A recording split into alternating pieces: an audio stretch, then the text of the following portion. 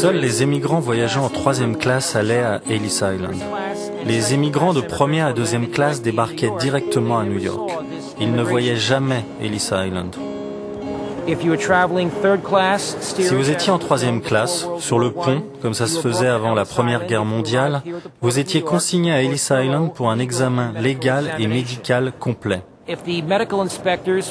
Si l'inspecteur médical de l'administration s'apercevait que vous boitiez, que quelque chose n'allait pas physiquement, que vous toussiez, que vous grattiez la tête, que vous étiez lent, peut-être malade mental, il écrivait à la craie sur vos vêtements X, malade mental, L, boiteux, H, cœur, TB, tuberculose.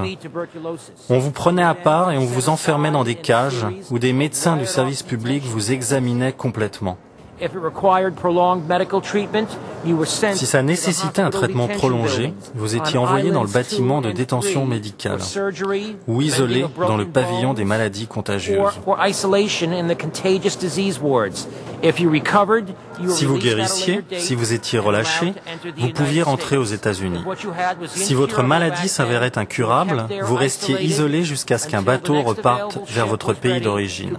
Vous étiez médicalement indésirable sur le sol américain. You were then medically undesirable for admission to the United States. Now, if you had succeeded in Après avoir brillamment passé les examens médicaux, vous alliez au Northwall pour passer un examen administratif.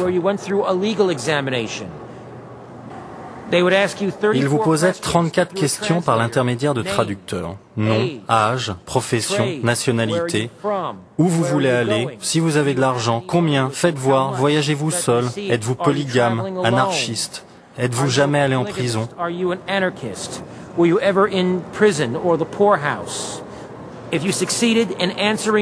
Si vous répondiez à ces 34 questions correctement, ils vous autorisaient à entrer aux États-Unis.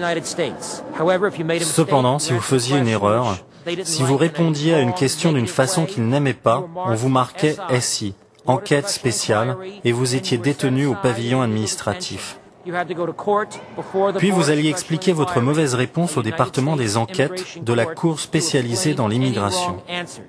Rien qu'en 1907, le département des enquêtes spéciales a dû statuer sur 70 000 cas. C'est le nombre de personnes qui par année étaient détenues pour raisons juridiques à Ellis Island. À peu près 80% des émigrants d'Ellis Island sortaient après 4 ou 5 heures. 20% restaient pour des raisons médicales ou légales. 18% arrivaient à résoudre soit leurs problèmes médicaux, soit leurs problèmes juridiques et étaient admis aux États-Unis. 2%, c'est-à-dire 250 000 personnes parmi tous les émigrants d'Ellis Island, furent renvoyés dans leur pays d'origine, vers l'Europe, les Caraïbes, le Moyen-Orient, l'Afrique du Nord et l'Asie, puisqu'on les avait trouvés inaptes à être admis aux États-Unis.